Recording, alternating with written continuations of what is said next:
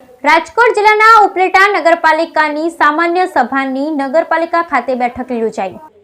નગરપાલિકા ભાજપ કબજે કર્યા બાદ પ્રથમ બેઠક યોજાઈ। બેઠકમાં ઉપલેટા વિકાસના કામોને પ્રાથમિકતા આપી નગરપાલિકામાં ટાવર પોલ ઉપરના કર બાબતે વિચારણા, નગરપાલિકાના પે એન્ડ યુઝ ટોયલેટના જાળવણી ખર્ચ મંજૂર બાબતે વિચારણા, દરબારગઢ સ્કૂલ, રાજમોતી સ્કૂલમાં ફાયર સિસ્ટમ વિકાસવા માટે તેમજ મોદ નદી ઉપર કોદવે બનાવવા વિચારણા, કોલકી રોડ પર ફિલ્ટર પ્લાન્ટની મોટર બદલવા તેમજ ફિક્સ પગારદારોનું ચૂકવવા તેમજ વાહનોની જાન્યુઆરી અને ફેબ્રુઆરી 2025ના ડીઝલ પેટ્રોલનો ખર્ચ આપવા બાબતે આજે મળેલી બેઠકમાં થઈ વિચારણા। Bureau report Ashish Patel. વર્ષાબેન ગજેરા, ઉપલેટા નગરપાલિકા પ્રમુખ। વર્ષાબેન, જે આજે જનરલ બોર્ડની મિટિંગ મળી હતી તે માટે કઈ કામોને વેગ આપવામાં આવ્યો છે, શું કહેશો?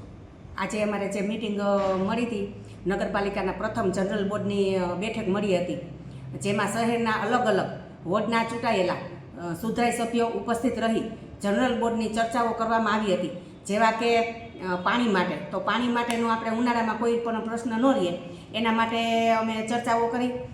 પછી લાઇટ, તો લાઇટ કે જેવા છેવાડાના વિસ્તાર હોય તેમાં કોઈને તકલીફ ન પડે, હરવા ફરવામાં જે લોકોને હાંજના નીકળતા હોય એની લોકોને તકલીફ ન પડે, અને જેવા કે લોકો હરવા ફરવા નીકળતા હોય તો નગરપાલિકાની જે જગ્યા આવતી હોય, બાવલા ચોક છે, બગીચો છે, પછી આપણે તાલુકા શાળામાં મેદાનમાં છે કે એવી જગ્યા હોય તો આપણે ત્યાં બેન્ચીસ મુકાવી અને લોકોને બેસવા